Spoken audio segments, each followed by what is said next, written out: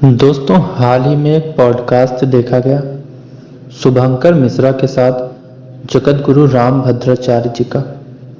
अब जगत गुरु होने के नाते उनसे उम्मीद रहती है कि उनकी बातें शास्त्र के अनुरूप होंगी, लेकिन जब ध्यान से सुना तो कई जगह से लगा कि ये बातें शास्त्र से मेल नहीं खाती। आज हम उन बिंदुओं को उठाएंगे और साथ ही देखेंगे कि शास्त्र असल में क्या कहते हैं। तो दोस्तों, चलिए शुरू करते हैं। पहला मुद्दा यह है कि उन्होंने एक जगह पे ये कहा कि किसी भी बालक को अगर वो पढ़ने में तेज नहीं है, इसमें तो उसकी सही नहीं है, तो इस मंत्र का अध्ययन करे या उसको बोले। और उन्होंने उस मंत्र का नाम बोला, गुरुग्रह गए पढ़न रघुराई, अल्पकाल विद्या सबाई। दोस्तों, अब आप ही बताइए कि क्या ये मंत्र है? नहीं, ये तो रामचरितमानस के बाल कांड की चौपाई है। शास्त्र में मंत्र वह है जो वैदिक संहिताओं से निकले, जैसे गायत्री मंत्र।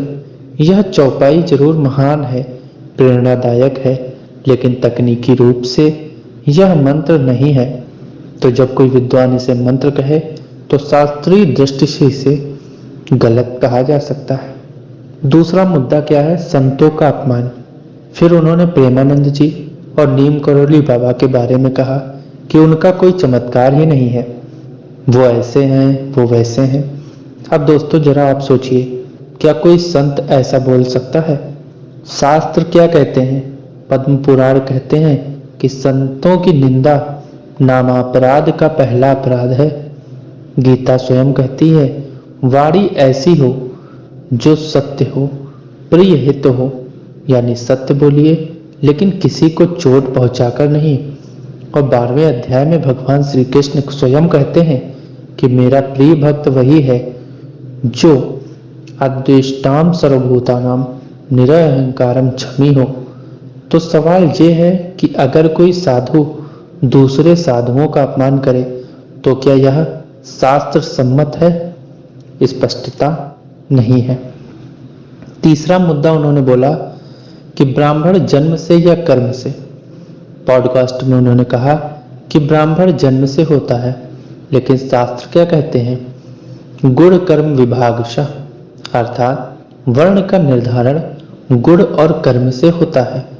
यानी जहां भी ब्राह्मण के लक्षण दिखे वही ब्राह्मण है, चाहे वह शूद्र कुल में ही जन्म लिया हो।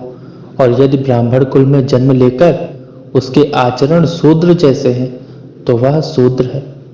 तो दोस्तों, यह दावा कि ब्राह्मण केवल जन्म से हैं शास्त्र के खिलाफ है।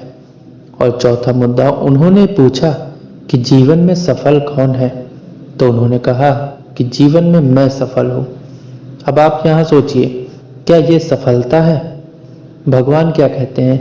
सिद्धे सिद्धयो समो भूत्वाम समत्वम योग युच्यते।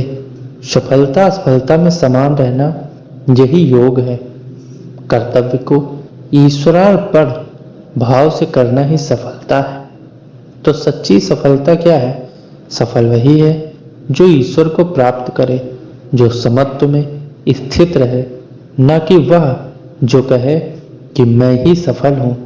या तो सीधा सीधा अहंकार है, और गीता कहती है अहंकार भक्त का गुण नहीं है। दोस्तों, इस पॉडकास्ट में हमने कुछ बातें और भी देखी। बाकी जो 4 बातें थी अहम, वो मैंने इस वीडियो में डिस्कस की।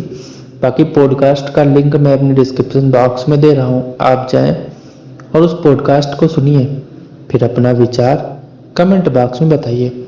और अगर मैंने कुछ गलत बताया तो आप बिल्कुल कमेंट करिए। हमारा उद्देश्य किसी का अपमान करना नहीं, बल्कि सच्चाई दिखाना है। शास्त्र के प्रकाश में हर कथन की परीक्षा होनी चाहिए, क्योंकि सत्य वह है जो शास्त्र कहे। धन्यवाद।